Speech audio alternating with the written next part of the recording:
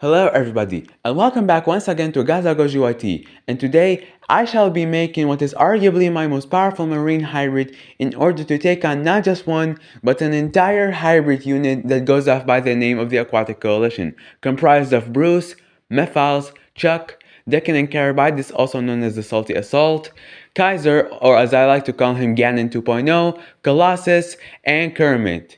This aquatic coalition, once fully assembled, has completely dominated every single body of water on the face of this planet, all while bringing down a large number of other marine hybrids, big and small, which they have encountered throughout their crusade. The latest of their victims being the cetacean hybrid by the name of Hades, who, despite his might, got brutally ganged up upon by the aquatic coalition, as you can see in this photo. And so, this challenge is not going to be easy at all. However, given the major effect these guys have had on the environment, someone is gonna have to stop them once and for all, and that's where my hybrid will come into play. So, will he prevail, or will he meet the same fate as those who preceded him? Well, only one way to find out. And so, without any further ado, let's begin. The first genetic contributor in my hybrid's genome is Ichthyotitan savernensis. This will be my hybrid's base genome, with its powerful but streamlined body plan and long fins which allow it to retain surprising levels of mobility despite its immense size and strength. And speaking of the latter trait, this animal will arguably provide the most formidable asset my hybrid will possess during combat: size, with specimens like Aust Colossus capable of reaching a top estimate of 35 meters in length and 165 tons in weight. And keep in mind that this specimen wasn't even fully grown, so a conservative estimate of 25 meters in length and 150 tons in weight should make for viable size measurements. The second genetic contributor to my hybrid's genome is Dacosaurus maximus. This fully aquatic crocodiliform will provide its base skull structure for devastating jaws that can generate monstrous bite forces, in addition to stronger tail musculature for better propulsion and thus greater speed. The third genetic contributor in my hybrid's genome is Leviathan melvillei. To complement the Dacosaurus jaws, the Megalodon's arch nemesis will provide its large, deeply rooted conical teeth, which will allow for better transfer of its bite force. The fourth genetic contributor to my hybrid's genome is Mosasaurus hoffmanni. This iconic marine reptile provides a major boost to my hybrid's eyesight, with larger eyes that have a wider range of vision as well as enhanced depth perception, in addition to a decent increase in intelligence at both an analytical and strategic level. And lastly, it provides a secondary row of teeth, not as developed as the primary row so as to prevent any major dental issues, but still big enough to prevent anything that gets caught by its chompers from escaping. The fifth genetic contributor in my hybrid's genome is the ringed caecilian. This goated amphibian will significantly boost my hybrid's immune system, making it immune to a wide range of toxins and diseases, in addition to providing its mineralized collagen for added durability to complement the armor from an upcoming additive without sacrificing much flexibility, as well as altering the Tachosaurus skull structure, making it broader and highly ossified, for not only strengthening its jaws, but also allowing it to withstand its own bites and rams without smashing its own face, not to mention providing its forked tongue for enhanced chemoreception. The sixth genetic contributor to my hybrid's genome is the Congo Bashir. This living fossil will provide its flexible, diamond-shaped ganoid scales, which combine the best traits of Arapaima scales and alligator gar scales into one, in addition to providing its extra blood vessels for enhanced transfer of oxygen to the organs, as well as a valve to close off the windpipe for preventing any unwanted substances from making their way through. The last genetic contributor in my hybrid's genome is the tiger shark. This iconic predator will provide its liver for enhanced toxin/disease resistance, cartilaginous reinforcements to the skeleton by replacing the bony composition of the cancellous bone, i.e. the inner layer of bone with cartilage, for better withstanding high pressures from heavy attacks, distributing my hybrid's Bashir scales across the fins, ensuring no loopholes in its defense, as well as providing electroreceptors on the sides of the snout to avoid getting damaged when ramming, its fluoropatite complex for further strengthening the teeth, and lastly, its versatile diet, which will allow my hybrid to hunt down a wide range of prey items both big and small. Now that I have summed up the genome for you, let me introduce the final product. Squamosa submarina, name meaning the scaly submarine, codenamed Kaiser, length 25 meters or 82 feet, and weight 150 tons.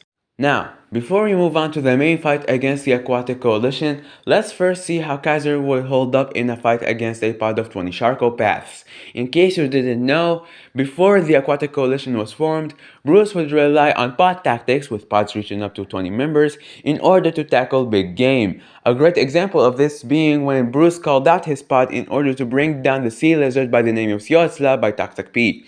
However, if you ask for my opinion, Siosla should have won. Even if the scaling methods were a bit iffy, at 240 tons this thing would have been way too big and bulky for the Sharkopaths to deal any meaningful damage, especially with a thick crocodilian hide that protects the entirety of this hybrid's body, including the fins, so they couldn't even cripple him.